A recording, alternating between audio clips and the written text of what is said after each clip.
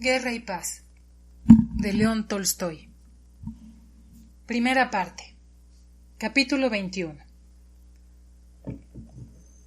Cuando Anna Mikhailovna partiera con su hijo a ver al conde Kirill Vladimirovich Besújov, la condesa estuvo sentada largo rato sola, llevándose el pañuelo a los ojos. Finalmente llamó al servicio. —¿Qué pasa, querida? —dijo con enfado a la doncella, que le había hecho esperar algunos minutos. ¿No quiere trabajar o qué? Pues si es así, ya le buscaré otro sitio donde hacerlo. La condesa estaba muy afligida por la pena y la humillante pobreza de su amiga, y por eso estaba de mal humor, lo cual en su caso se manifestaba llamando a la criada querida y tratándola de usted. Mis disculpas, dijo la doncella. Diga al conde que quiero verle. El conde, balanceándose, fue al encuentro de su mujer con aire ligeramente culpable, como de costumbre. Bueno, condesita, ¿qué sauté a madere de Ortega vamos a tener? Yo ya lo he probado. No en vano di 1000 rublos por Taraz. ¡Los vale! Se sentó al lado de su esposa, apoyando los codos en las rodillas y mesándose los grises cabellos. ¿Qué ordena la condesita? Pues resulta, amigo, pero ¿qué es esta mancha de aquí? Dijo ella, señalándole el chaleco. Ese sauté, seguro, añadió ella sonriendo. Lo que pasa, conde, es que necesito dinero. Su rostro adoptó una triste expresión. Oh, condesita. Y el conde se ajetreó en busca de su billetero. Me hace falta mucho, conde. 500 rublos. Y ella, sacando el pañuelo de batista, limpió con él el chaleco de su marido. Ahora mismo. ¿Ah? ¿Quién hay ahí? Gritó él con la voz con la que gritan los hombres, que saben que a quien requieren acudirá precipitadamente a su llamada. Enviadme a Mítenka. Mítenka, ese hijo de buena familia que se había criado en casa del conde y que ahora se ocupaba de todos sus asuntos, entró con pasos silenciosos en la habitación. Querido, dijo el conde al joven que se acercaba respetuosamente. Tráeme, reflexionó. Sí, 700 rublos, eso es. Pero no me los traigas tan usados y grasientos como aquella vez, que estén nuevecitos. Son para la condesa. Sí, Mítenka, por favor, que estén limpios, dijo la condesa, suspirando con tristeza. ¿Cuándo quiere que se los traiga su excelencia? Dijo Mítenka. Debe saber que... Sin embargo, no se preocupe, añadió él, dándose cuenta de que el conde empezaba a respirar pesadamente y a menudo, lo que era señal inconfundible de que comenzaba a enfadarse. Casi se me olvida que... ¿Se los traigo ahora mismo? Sí, eso es, tráelos. Dáselos a la condesa. Cuán preciado me es este Mítenka, comentó el conde sonriendo cuando el joven hubo salido. No hay nada que sea imposible. Yo no puedo soportarlo. Todo debe ser posible. Ah, el dinero, conde, el dinero. Cuánto se sufre en el mundo por él, dijo la condesa.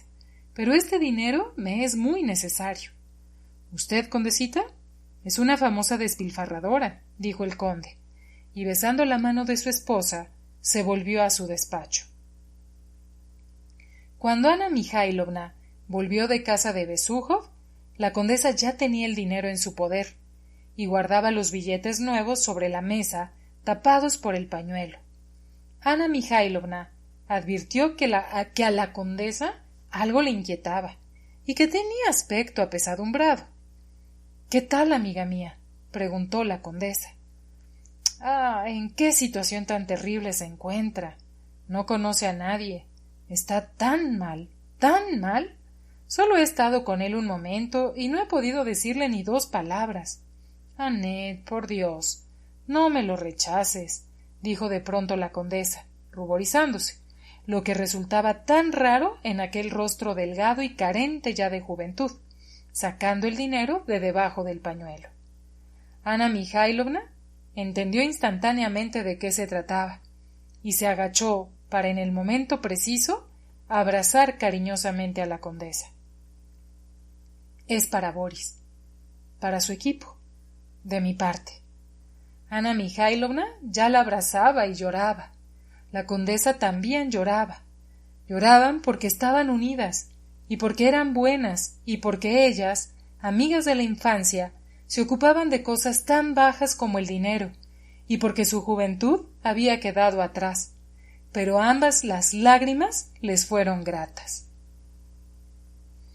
Capítulo 22.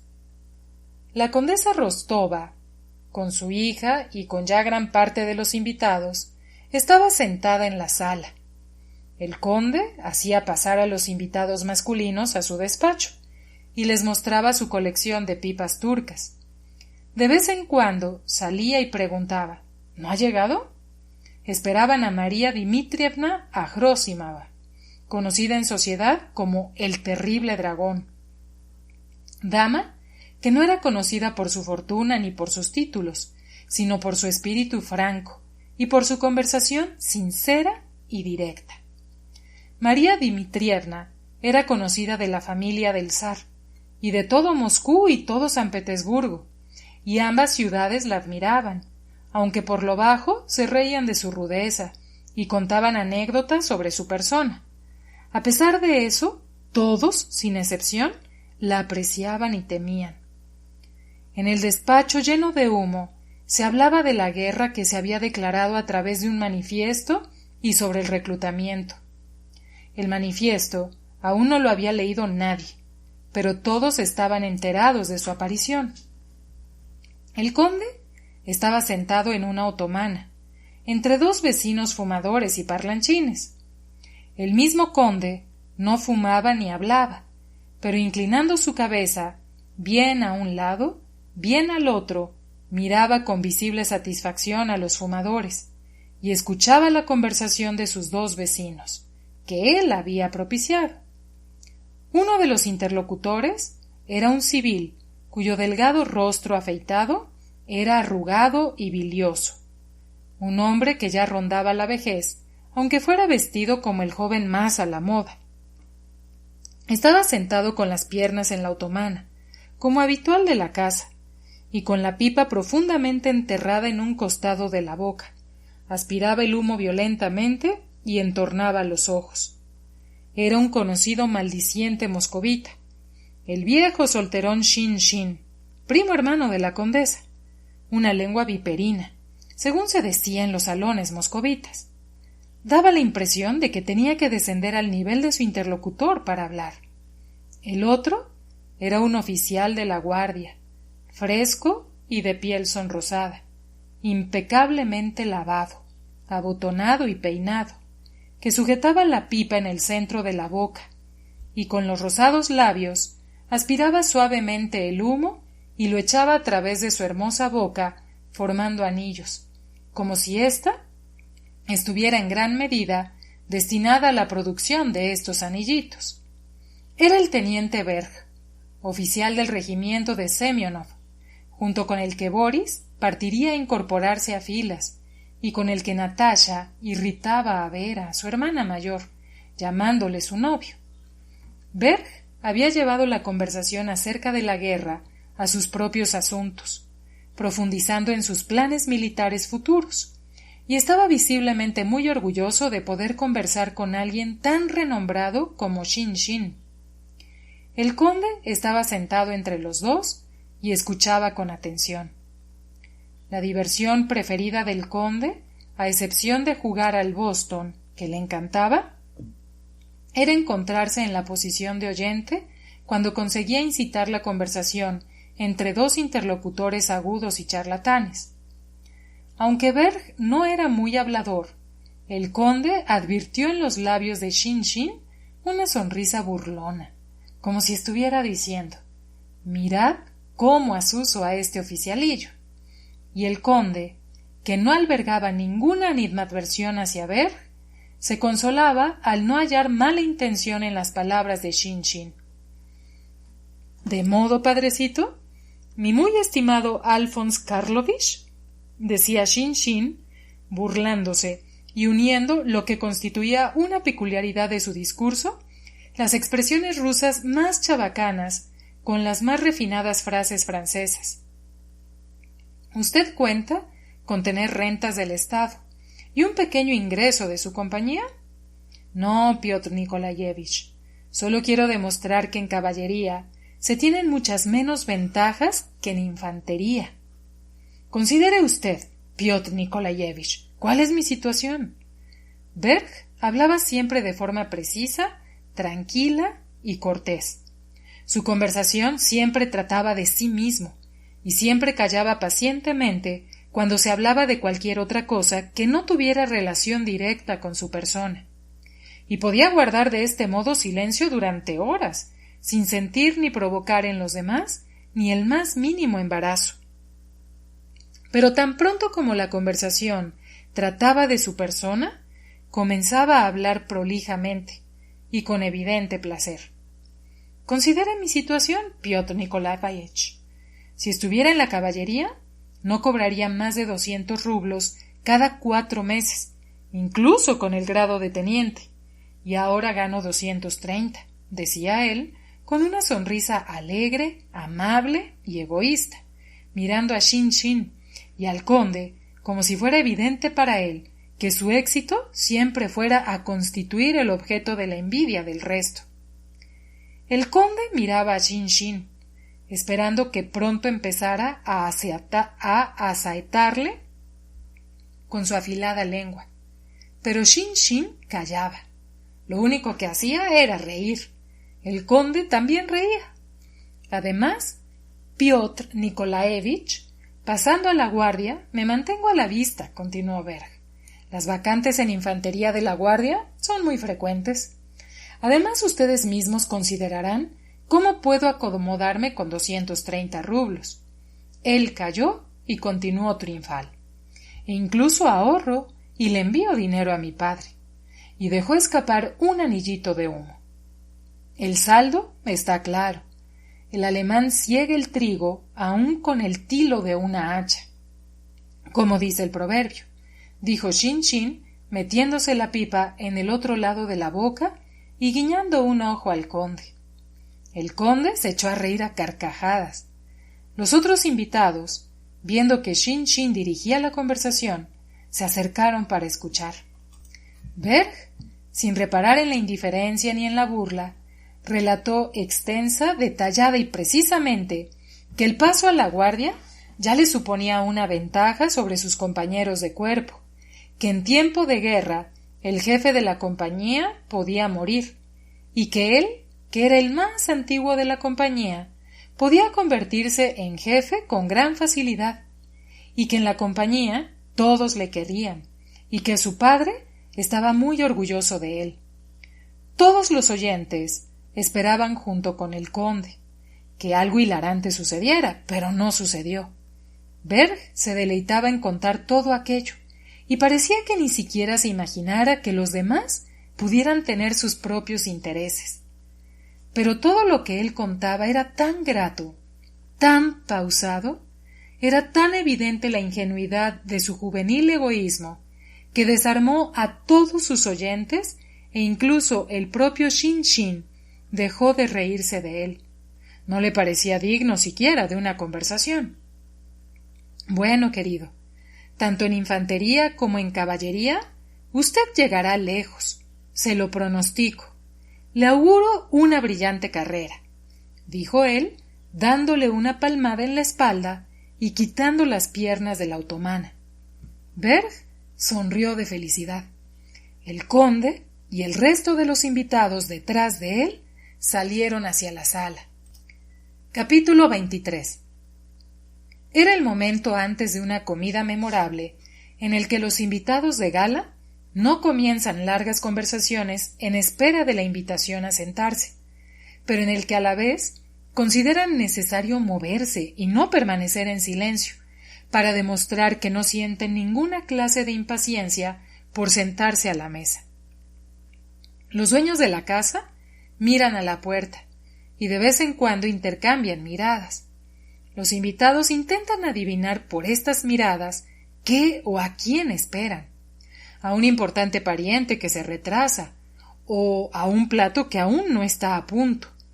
En estos momentos, a los criados del cuarto del servicio aún no les ha dado tiempo a empezar a hablar sobre los señores, porque deben levantarse constantemente para atender a los forasteros. En estos momentos, los cocineros se desesperan en la cocina, y con rostros sombríos, vestidos con blancos gorros y batas, van de la plancha al asador y a la alacena y se esconden del cocinero jefe y gritan a los ayudantes de cocina que en esos momentos están especialmente asustados. Los cocheros hacen cola en la entrada y sentados tranquilamente en los pescantes cruzan algunas palabras entre sí o se ponen a fumar una pipa en el cuarto de los cocheros. Pierre había llegado y se había sentado torpemente en medio de la sala, en la primera butaca que había encontrado, obstaculizando el paso a todo el mundo. La condesa quería empujarle a conversar, pero él miraba ingenuamente a su alrededor, a través de las gafas, como si buscara a alguien, y respondía con monosílabos a todas las preguntas de la condesa. Estaba estorbando, y era el único que no se percataba. La mayoría de los invitados, que conocían su historia con el oso, miraban con curiosidad a ese enorme, grueso y pacífico joven, sin entender que tal sote y modesto personaje fuera capaz de hacerle una cosa así al policía. —¿Hace poco que ha llegado? —le preguntó la condesa. —Sí, madame —respondió él, mirando en derredor. —¿No ha visto a mi marido? —No, madame —sonrió él intempestivamente—. Me parece que hace poco que estuvo en París. Creo que es muy interesante. —Muy interesante —respondió él, preguntándose dónde podía estar ese Boris que tanto le había gustado. La condesa cruzó unas miradas con la princesa Anna Mikhailovna, y Anna Mikhailovna comprendió que le solicitaba que se ocupara del joven. Habiéndose sentado a su lado, se puso a hablarle de su padre, pero tal como la condesa, él le respondía solo con monosílabos. Todos los invitados estaban entretenidos entre sí. Por todas partes se oía el murmullo de las conversaciones. Los Razumovsky. Ha sido maravilloso. Es usted muy amable. La condesa Apráxina. Apráxina. La condesa se levantó para entrar en la sala. ¿María Dmitrievna? Se escuchó su voz desde la sala. La misma. Se oyó como respuesta una fuerte voz femenina, y después de eso entró en la habitación María Dmitrievna, que venía con su hija. Todas las señoritas, e incluso las señoras, exceptuando las más viejas, se levantaron. María Dmitrievna se detuvo en la puerta, y desde la altura de su orondo cuerpo, alzando su hermosa cabellera quincuagenaria con rizos canos, miró a los invitados. María Dmitrievna siempre hablaba en ruso. —Te felicito, querida. —Y también a tus hijos —dijo ella con su voz fuerte y profunda, que aplastaba cualquier otro ruido. Hubiera venido por la mañana de visita, pero no me gusta callejear por las mañanas. —¿Qué pasa, viejo pecador? —dijo dirigiéndose al conde, que le besaba la mano. —Seguramente te aburrirás en Moscú. ¿No hay dónde llevar a cazar a los perros? —Ah, pero ¿qué se puede hacer, querido, si estos pajaritos van creciendo? Ella señalaba a su hija, una señorita nada fea, que parecía tan tierna y dulce a la vista como su madre parecía ruda. Y quieras o no quieras, habrá que buscarles unos prometidos. Míralas, ya están en edad, señalaba a Natasha y a Sonia, que entraban en la sala. Al llegar María Dmitrievna, todos estaban reunidos en la sala, esperando para sentarse a la mesa. Entró Boris y Pierre se unió a él. —¿Qué tal, cosaco mío? María Dmitrievna llamaba cosaco a Natasha. Esta muchacha se ha convertido en todo un triunfo, decía ella, acariciando con la mano a Natasha, que se había acercado a ella sin temor y alegremente. Sé que esta chica es un peligro, que haría falta azotarla, pero la quiero. Sacó del enorme ridículo.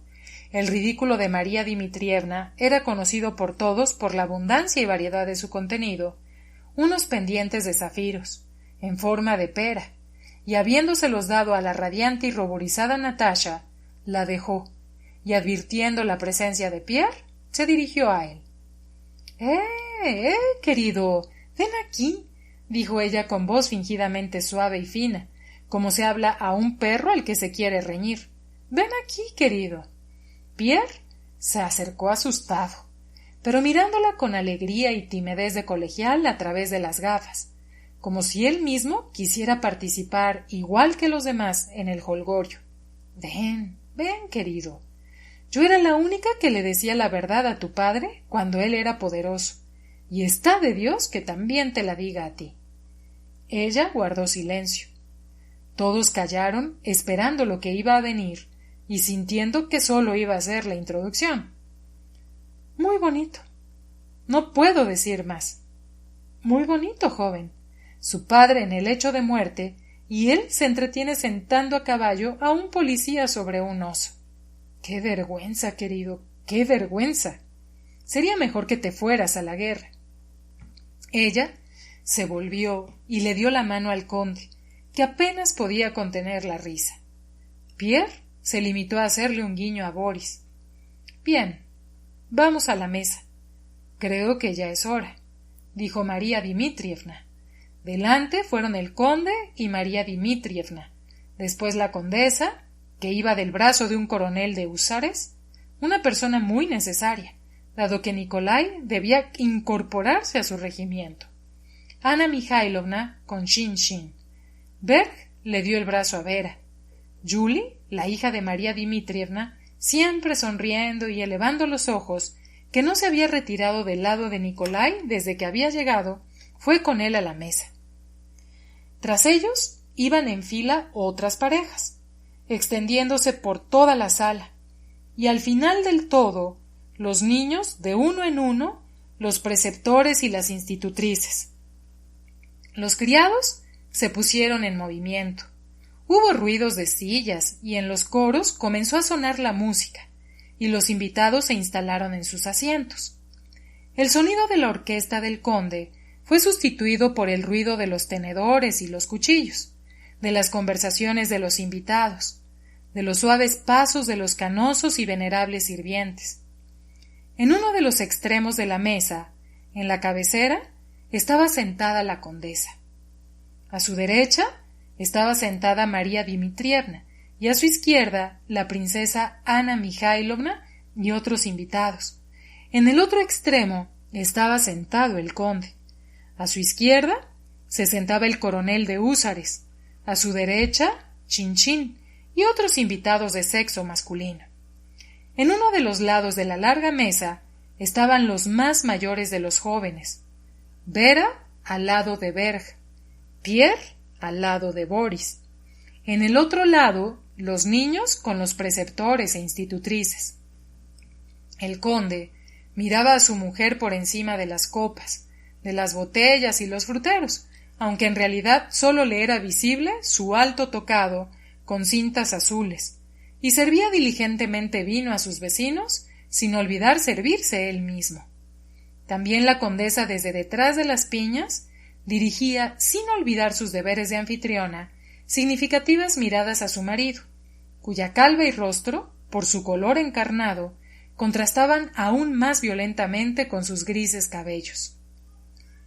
En la zona de las damas se oía un murmullo regular. En la de los hombres se oían voces cada vez más altas, especialmente del coronel de húsares, que comía y bebía tan abundantemente que cada vez se ponía más y más colorado, de tal modo que el conde lo ponía como ejemplo ante los otros invitados. Berg hablaba en voz baja, sonriendo desagradablemente a Vera sobre la preponderancia de los tiempos de guerra en las relaciones financieras.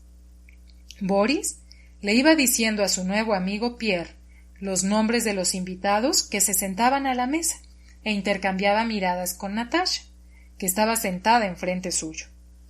Pierre, que había adquirido involuntariamente cierto desprecio peterburgués hacia los moscovitas, tomó como propias todas las opiniones que había escuchado sobre las costumbres de la sociedad moscovita, que se componía de clasismo. Los platos se servían según rango y edad, escasez de inquietudes, a nadie le interesaba la política, y hospitalidad, a la que él reconocía la debida justicia. Empezando por las 2 sopas, de las que escogió la de tortuga y las culeviacas, hasta el sauté de Ortega, que tanto había gustado al conde, no dejó pasar ni un solo plato, ni un solo vino, que el mayordomo le mostraba disimuladamente por encima del hombro del vecino, y diciendo en voz baja: Madera, Checo, húngaro, o vino del Rin, entre otros. Él acercaba la copa que tenía más a mano de las 4 con el escudo del conde que estaban enfrente de cada servicio, y bebía con placer, mirando cada vez más amablemente a los invitados. Natasha, sentada frente a él, miraba a Boris como miran las chicas de 13 años al muchacho con el que se han besado esa mañana por primera vez, y del cual están enamoradas, y sonreía de vez en cuando. Pierre la miraba sin cesar, y recibía las miradas y las sonrisas dirigidas a Boris. «Es extraño», le decía en voz baja a Boris. «La menor de los Rostov no es bonita, es menuda, se trina, pero tiene un rostro tan agradable, ¿no es cierto?» «La mayor es más hermosa», respondía Boris, sonriendo apenas perceptiblemente. «No, figúrese, ninguno de sus rasgos es correcto, y sin embargo, como por encanto, resulta atractiva». Pierre no dejaba de mirarla. Boris expresó su sorpresa por el extraño gusto de Pierre. Nikolai estaba sentado lejos de Sonia, al lado de Yulia Agrosimova, respondiendo a su cariñosa y entusiasta conversación, y mientras tanto, tranquilizando con la mirada a su prima, dándole a entender que aunque él estuviera en el otro extremo de la mesa o en el otro extremo del mundo, su pensamiento siempre iba a estar fijo en ella. Sonia sonreía solemnemente, pero sufría visiblemente por los celos, y tan pronto palidecía como enrojecía e intentaba con todas sus fuerzas escuchar lo que hablaban entre sí Nikolai y Yuli. Natasha estaba sentada, para su pesar, con los niños, entre su hermano pequeño y la gruesa institutriz. La institutriz miraba intranquila y susurraba sin cesar algo a su pupila, y entonces miraba a los invitados esperando su aprobación.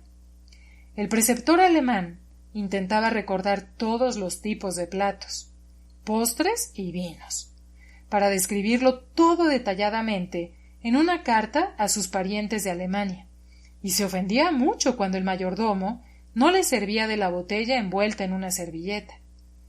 El alemán fruncía entonces el ceño y se esforzaba por demostrar que no deseaba que le sirvieran de ese vino. Pero se ofendía, porque nadie quería entender que él no necesitaba el vino para apagar la sed, ni por glotonería, sino por escrupulosa curiosidad. Capítulo 24. Era evidente que a Natasha no la habían sentado en el sitio adecuado. Pellizcó a su hermano. Le hizo un guiño a la institutriz, con lo que el gordo Petrushka rompió a reír, y de pronto inclinó todo su cuerpo sobre la mesa hacia Boris, vertió sobre el limpio mantel kvas de un vaso, para espanto de la institutriz, y sin hacer caso de las amonestaciones, pidió que le prestaran atención. Boris se inclinó para escuchar, y Pierre también escuchó, a la expectativa de lo que pudiera decir esa menuda y cetrina muchacha, que a pesar de sus rasgos irregulares, le parecía, de forma extraña, por efecto de su imaginación, que le gustaban más que ninguna de las que estaban en la mesa. —Boris, ¿qué hay de postre? —preguntó Natasha con un gesto significativo alzando las cejas. —Lo cierto es que no sé. —Pero si es encantadora —murmuró sonriendo Pierre, como si alguien se lo estuviera discutiendo. Natasha se dio cuenta en ese momento de la impresión que causaba en Pierre, y le sonrió alegremente e incluso hizo un leve gesto con la cabeza. Sacudió los rizos y le miró. Él podía tomarlo como quisiera. Pierre aún no había intercambiado ni una sola palabra con Natasha, pero sus mutuas sonrisas le hacían saber que se gustaban el uno al otro. Mientras tanto, en el extremo de la mesa en el que se encontraban los hombres, la conversación se iba animando por momentos. El coronel contaba que en San Petersburgo ya habían salido el manifiesto de declaración de la guerra y que el ejemplar que él mismo había visto era el que había recibido por correo el comandante en jefe ese mismo día. —¿Y por qué tenemos que exponernos penosamente a guerrear contra Napoleón? —dijo Shin-Shin. —Ya le ha bajado los humos a Austria. Me temo que ahora sea nuestro turno. El coronel era un alemán grueso, alto y sanguíneo, evidentemente veterano del ejército y patriota. Le ofendieron las palabras de Shin-Shin. —Porque, muy señor mío —dijo él en un correcto ruso, pero pronunciando la R como R—, porque el emperador sabe de esto. Dijo en el manifiesto que no puede quedarse indiferente ante el peligro que amenaza a Rusia, y que la seguridad del imperio, su dignidad y lo sagrado de las alianzas, dijo él, poniendo por alguna razón un particular énfasis en la palabra alianzas, como si en ella residiera toda la esencia de la cuestión. Y con su impecable memoria oficial, repitió las palabras introductorias del manifiesto. Y el deseo único e indispensable del soberano es instaurar la paz en Europa sobre bases sólidas, y su decisión es enviar ahora parte del ejército al extranjero y hacer un nuevo esfuerzo para lograr nuestros fines. Aquí tiene el porqué, señor mío, concluyó él vaciando el vaso de Lafite y mirando al conde para que éste le apoyara. ¿Conocen el proverbio «Eroma, Eroma, quédate en casa y vigila tus usos»? Dijo Shin-Shin, arrellanándose y haciendo muecas. Nos viene estupendamente. Si hasta incluso Suvorov, que ya ha sido derrotado. ¿Qué se ha hecho ahora de nuestro Suvorov? Dígame, decía el conocido malediciente, pasando constantemente del ruso al francés y tartamudeando. Debemos luchar hasta la última gota de sangre, dijo el coronel, golpeando la mesa con un gesto de dudoso gusto, y morir por nuestro emperador, y entonces harremos lo correcto, y deliberar lo menos posible, dijo alargando la palabra posible, lo menos posible, concluyó dirigiéndose de nuevo al conde. Así lo juzgamos los viejos húsares. ¿Y usted qué opina como joven y joven húsar? Añadió dirigiéndose a Nicolai, que habiéndose percatado de que se hablaba de la guerra, había abandonado a su interlocutora y era todo ojos y oídos para el coronel. Estoy totalmente de acuerdo con usted, respondió Nicolai, totalmente arrebatado y arrastrando los vasos con un aspecto tan decidido y temerario como si en ese momento se hallara frente a un gran peligro. Estoy convencido de que los rusos debemos vencer o morir, dijo, y después de haber dicho esas palabras, se dio cuenta, al igual que los demás, que eran demasiado exaltadas y grandilocuentes para aquella circunstancia, y por lo tanto ridículas, pero la hermosa e impresionable juventud de su franco rostro provocaba que su salida resultara para los demás mucho más grata que risible. «Qué hermoso es lo que usted ha dicho», dijo Julie, suspirando y escondiendo los ojos tras los párpados a causa de la profunda emoción. Sonia se estremeció y enrojeció hasta las orejas, el cuello y los hombros en el momento en el que Nikolai habló. Pierre escuchaba el discurso del coronel y movía la cabeza afirmativamente, aunque según sus razonamientos él opinaba que el patriotismo era una estupidez, pero se identificaba involuntariamente con cualquier frase sincera. «Esto es glorioso». Muy bien, dijo él. «Este joven es un verdadero húsar», gritó el coronel, golpeando de nuevo la mesa.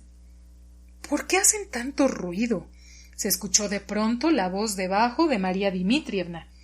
«¿Por qué golpeas la mesa?», dijo dirigiéndose al húsar, siempre expresando lo que los otros solo se atrevían a pensar. «¿Con quién te acaloras? Seguramente piensas que tienes a los franceses ante ti». «Digo la verdad», dijo el húsar sonriendo. «Es todo sobre la guerra», gritó el conde, «y es que mi hijo parte para ella, María Dmitrievna. Mi hijo se va». «Pues yo tengo 4 hijos en el ejército, y no me aflijo. Todo depende de la voluntad divina. Puedes morir en la cama y puede que Dios te salve en la batalla», resonó, sin esfuerzo alguno, desde el otro lado de la mesa, la recia voz de María Dmitrievna. Eso es cierto. La conversación volvió a su ser, la de las mujeres en su extremo de la mesa y la de los hombres en el suyo. «¿A que no lo preguntas?», decía el hermano pequeño de Natasha. «¿A que no lo preguntas?». «Lo preguntaré», respondió Natasha. Su rostro se ruborizó expresando una alegre y apasionada determinación, la determinación que siente un alférez lanzándose al ataque. Ella se levantó y con los ojitos brillantes y una contenida sonrisa se dirigió a su madre. «Mamá», resonó su voz gritada a pleno pulmón.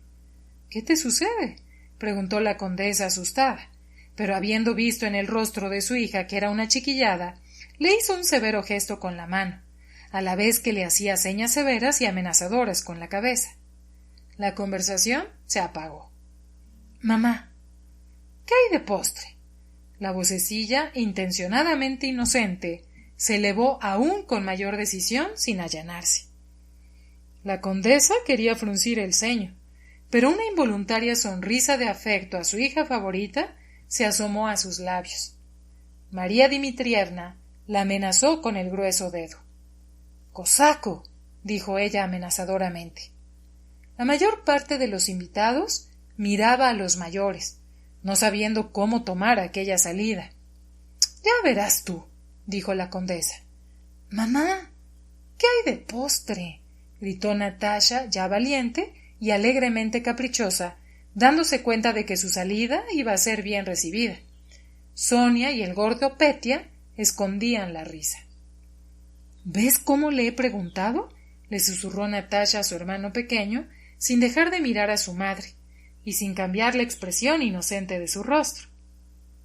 «Helado, pero a ti no te van a dar», dijo María Dmitrievna. Natasha se dio cuenta de que no tenía nada que temer, y por eso ni la propia María Dmitrievna consiguió amedrentarla. «¿De qué es el helado, María Dmitrievna? A mí no me gusta el de mantecado». «¿De zanahoria?» «No. ¿De qué? ¿De qué, María Dmitrievna?», prácticamente gritó. «Quiero saberlo». María Dmitrievna y la condesa se echaron a reír, y con ellas todos los invitados. Pero no se reían de la respuesta de María Dmitrievna, sino de la incomprensible valentía y destreza de esa muchacha que sabía y osaba dirigirse de ese modo a María Dmitrievna. «Su hermana es encantadora», dijo Julie a Nikolai. Natasha solo se calmó cuando le dijeron que el helado era de piña. Antes del helado sirvieron champán. De nuevo comenzó a sonar la música, el conde besó a la condesa, y los invitados, levantándose, felicitaron a la condesa y brindaron por encima de la mesa con el conde, con los niños y entre sí. Julie brindó con Nikolai, dándole a entender con una mirada que ese brindis tenía un importante segundo significado. De nuevo se pusieron en movimiento los sirvientes. Hubo ruido de sillas y en el mismo orden, pero con los rostros más colorados, los invitados volvieron a la sala y al despacho del conde. Capítulo 25. Se prepararon las mesas para jugar al Boston, se organizaron las partidas y los invitados del conde se diseminaron en dos salas, la de los divanes y la biblioteca. María Dmitrievna regañaba a Shin con el que jugaba. Sabes criticar a todos estupendamente, pero no has podido adivinar que debía salir con la dama de corazones. El conde, habiendo dispuesto las cartas en forma de abanico, se mantenía erguido con dificultad, dado que tenía la costumbre de echarse la siesta, y se reía con todo. Los jóvenes, instigados por la condesa, se reunieron en torno al clavicordio y el arpa. Julie fue la primera, a petición de todos, en tocar una composición con variaciones en el arpa, y junto con otras muchachas solicitó a Natasha y Nikolai, que eran conocidos por sus dotes musicales, que cantaran algo. Natasha, a la que se habían dirigido antes que a nadie, ni negaba ni asentía. «Esperen, voy a probar», dijo ella, alejándose hacia el otro extremo del clavicordio y probando su voz. Inició a media voz algunas limpias notas de pecho que impresionaron a todos de manera inesperada. Todos callaron, hasta que los sonidos se apagaron en lo alto de la vasta sala. «Se puede, dijo ella, sacudiendo alegremente los rizos que le caían sobre los ojos. Pierre, cuya cara era prácticamente carmesí después de la comida, se acercó a ella. Quería verla más de cerca y observar cómo hablaba con él. «¿Cómo es posible que no se pueda?», preguntó tan directamente como si se conocieran desde hacía 100 años. «A veces hay días en los que la voz no acompaña», dijo ella, y fue hacia el clavicordio. «¿Y hoy?» «Hoy está estupendamente», dijo ella, hablándole con tal entusiasmo como si alabara la voz de otra persona. Pierre, satisfecho de haber comprobado su forma de hablar, fue hacia Boris, que aquel día le gustaba casi tanto como Natasha. «Qué encantadora niñita, menuda y cetrina», dijo él. «¿Qué importa si no es guapa?» Pierre se encontraba tras el aburrimiento solitario en la enorme casa de su padre, en esa feliz situación en la que se encuentran los jóvenes cuando todo te gusta y ves únicamente bondad en todo el mundo. Aún antes de la comida, despreciaba al público moscovita desde el punto de vista peterburgués, pero ahora ya le parecía que solamente allí, en Moscú, la gente sabía vivir, y ya pensaba que sería estupendo si pudiera visitar esa casa a diario, escuchar cantar y hablar a esa muchachita menuda y cetrina y poder mirarla. «Nikolai», dijo Natasha, llegando al clavicordio, «¿qué vamos a cantar?» «¿Qué te parece?» «El manantial», respondió Nikolai. Era evidente que ya le resultaba insoportable que Julie estuviera a su lado, mientras que ella pensaba que él debía estar encantado de que ella le prestara atención. «Bien, vamos, vamos. Boris, ven aquí», gritó Natasha. «¿Dónde está Sonia?» Miró en derredor, y al ver que su amiga no estaba en la sala, fue corriendo a por ella. El manantial, como lo llamaban en casa de los Rostov, era un antiguo quatuor que les había enseñado su profesor de música Dimmler. Esta canción la cantaban habitualmente Natasha, Sonia, Nikolai y Boris, el cual, aun no teniendo verdadero talento musical ni buena voz, poseía buen oído, y con su exactitud y tranquilidad características, que aplicaba en todos los campos, podía aprenderse una partitura y cantarla fielmente. Mientras Natasha estaba fuera, le pidieron a Nikolai que cantara algo él solo. Él se negó casi con descortesía y enfado. Julie Akhrosimova se le acercó sonriendo. —¿Por qué se enfada usted? —dijo ella—. Aunque yo opino que para la música y en especial para el canto hace falta tener buena disposición. A mí me pasa igual, hay ciertos momentos. Nikolai frunció el ceño y fue hacia el clavicordio. Antes de sentarse, se dio cuenta de que Sonia no estaba en la habitación y quiso irse. Nikolai, no te hagas de rogar, es ridículo, dijo la condesa. No me hago de rogar, mamá, respondió Nikolai, y con un impetuoso movimiento levantó la tapa, abriendo el clavicordio, y se sentó. Después de un minuto de duda, comenzó a cantar una cancioncita de Kabelin. ¿Para qué, al despedirse de la amada, para qué decirle adiós? Como si nos despidiéramos de por vida. ¿Ya nunca más seré feliz? ¿No sería mejor decir simplemente hasta la vista? ¿Decir hasta otros momentos felices? Soñar con el encantamiento, de olvidarse hasta del tiempo. Su voz no era ni buena ni mala, y cantaba perezosamente como cumpliendo una tediosa obligación. Pero a pesar de ello, se hizo el silencio en la sala.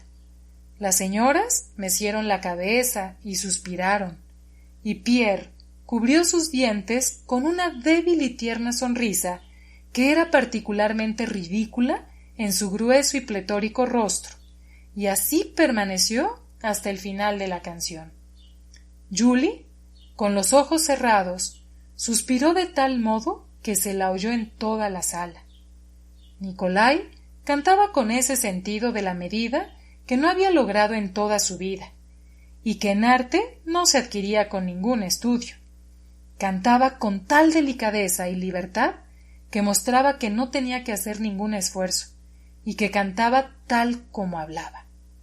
Sólo cuando cantaba dejaba de expresarse como un niño, que era lo que parecía de ordinario, y lo hacía como un hombre, en el cual ya bullía la pasión. Capítulo 26. Entretanto, Natasha, que había entrado corriendo en la habitación de Sonia y no la había encontrado allí, corrió al cuarto de juegos, donde tampoco la halló. Natasha entendió que debía estar en el pasillo, sentada sobre el baúl. Ese baúl del pasillo era el lugar en el que penaba la joven generación femenina de los Rostov. En efecto, Sonia, aplastando su vaporoso vestido rosa, estaba echada boca abajo sobre el edredón a rayas de la niñera que se encontraba sobre el baúl. Tenía la cara tapada con las manos y lloraba a lágrima viva, sacudiendo sus desnudos hombros morenos. El rostro de Natasha, festivo y animado durante todo el día, y aún más resplandeciente ante la perspectiva de cantar, que siempre le estimulaba, se oscureció de pronto. Sus ojos se quedaron fijos. Después, su largo cuello, hecho para el canto, se estremeció. Sus labios dejaron de sonreír, y sus ojos se humedecieron instantáneamente. —Sonia, ¿qué tienes? ¿Qué te sucede? Natasha, abriendo su carnosa boca en un gesto que le afeó mucho, se puso a sollozar ruidosamente, como una niña, sin razón alguna, solamente porque Sonia lloraba. Sonia quería levantar la cabeza, quería contestar, pero no podía, y se escondía aún más. Natasha lloraba sentada sobre el edredón azul, y abrazaba a su amiga. Haciendo acopio de todas sus fuerzas, Sonia se incorporó, comenzó a secarse las lágrimas y a hablar. Nikolai parte en una semana. Ya le han enviado la orden. Él mismo me lo ha dicho. Y con todo yo no lloraría. Mostró un papelito que sostenía en la mano. Versos escritos por Nikolai. No lloraría. Pero tú no puedes. Nadie puede entender. ¿Qué corazón tiene? Y de nuevo se echó a llorar, recordando el hermoso corazón de Nikolai. Sonia pensaba que nadie, excepto ella, podía entender todo el encanto y la grandeza, la nobleza y la ternura, todas las virtudes de su corazón. Y en efecto, ella veía todas estas virtudes incomparables por dos causas. La primera era que Nikolai, sin saberlo, le mostraba sólo su mejor faz, y la segunda, porque ella deseaba con todas sus fuerzas ver en él sólo lo hermoso. A ti te va bien. No te envidio. Te quiero y quiero a Boris, decía ella, recuperándose un poco. Es agradable. Para vosotros no hay obstáculos. Pero Nikolai es mi primo. Es necesario que el mismo arzobispo, y aún así es imposible.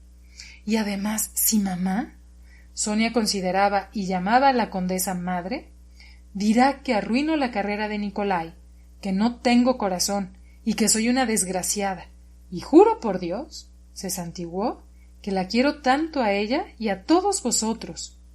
La única es Vera. ¿Por qué? ¿Qué le he hecho yo? Os estoy tan agradecida que sería feliz sacrificándolo todo por vosotros. Pero no tengo nada. Sonia no pudo hablar más, y de nuevo escondió la cabeza en las manos y el edredón. Natasha comenzaba a tranquilizarse, pero se podía ver en su rostro que entendía la magnitud del dolor de su amiga. Sonia, dijo ella de pronto, como adivinando la causa de la aflicción de su prima. ¿Ha hablado Vera contigo después de la comida? Dime. Sí. Estos versos los ha escrito Nikolai, y yo he copiado otros. Ella los ha encontrado en mi mesa, y ha dicho que se los enseñaría a mamá, y también que soy una desgraciada, y que mamá nunca le permitirá casarse conmigo, y que se casará con Julie. Ya ves cómo le mira. ¿Por qué, Natasha? De nuevo se puso a llorar, aún más que antes. Natasha la levantó y la abrazó, y sonriendo a través de las lágrimas, trató de tranquilizarla. Sonia, no creas lo que dice, cariño. No lo creas. ¿Recuerdas que los tres hablamos con Nikolai en la sala de los divanes? ¿Recuerdas? Después de cenar. Ya decidimos cómo iba a ser nuestro futuro. Yo ya no recuerdo cómo, pero te acordarás de lo que hablamos, que todo iba a salir bien y que todo era posible. El hermano del tío Shin se casó con una prima hermana, y nosotros somos primos segundos. Y Boris dice que es perfectamente posible. Ya sabes que se lo he contado todo. Es tan listo y tan bueno, decía Natasha, hablando del mismo modo que Sonia cuando se refería a Nikolai, y sintiendo, por las mismas razones que ella, que nadie en el mundo, aparte de sí misma, podía conocer todos los valores que atesoraba Boris. No llores, mi querida, adorada Sonia. Y la besaba riendo. Vera es mala, y Dios la castigará. Todo va a ir bien, y no le dirá nada a mamá, porque lo hará el propio Nikolai. Ella le besó en la frente. Sonia se incorporó, y la gatita se animó. Le brillaron los ojitos, y parecía lista a agitar la cola, a saltar sobre sus mullidas patas y a jugar de nuevo con el ovillo, como era adecuado para su naturaleza. ¿Tú crees? ¿De verdad? ¿Lo juras? Dijo ella arreglándose rápidamente el vestido y el peinado. ¿De verdad? Lo juro, respondió Natasha, arreglándole a su amiga un áspero mechón de cabello que se había escapado de la trenza. Las dos se echaron a reír. Bueno, vamos a cantar. ¿El manantial? Vamos. Sonia se sacudió el plumón, se escondió los versos en el seno, cerca del cuello, con los salientes huesos del pecho y con suaves y alegres pasos, y el rostro encendido fue corriendo con Natasha por el pasillo hacia la sala. Nikolai ya terminaba de cantar la última nota, la última tonada. Vio a Sonia y sus ojos se animaron, y en la boca abierta para cantar se fraguó una sonrisa. Su voz se hizo más fuerte y expresiva, y cantó la última tonada aún mejor que las anteriores. En una agradable noche a la luz de la luna. Cantaba él mirando a Sonia, y los dos entendieron lo mucho que eso significaba. La letra, la sonrisa, la canción, aunque realmente nada de eso tenía ningún significado. En una agradable noche, a la luz de la luna, se imagina feliz para sí, que aún hay alguien en el mundo que piensa en ti, y que ella deja pasar su hermosa mano por el arpa dorada, y su apasionada armonía te llama para que acudas, te llama. Un día se abrirán las puertas del paraíso, pero ay, tu amigo no sobrevivirá. Él cantaba solamente para Sonia, pero a todos les provocó alegría y bienestar cuando acabó, y con los ojos húmedos se levantó del clavicordio. ¡Formidable! ¡Encantador! Se oyó por todas partes. Esta romanza, dijo Julie con un suspiro, es arrebatadora. Me he sentido muy identificada. Durante la canción, María Dmitrievna se había levantado de la mesa y se había quedado en la puerta para poder escuchar. —Ay, sí, Nikolai —dijo ella—, me has llegado al alma. Ven a darme un beso.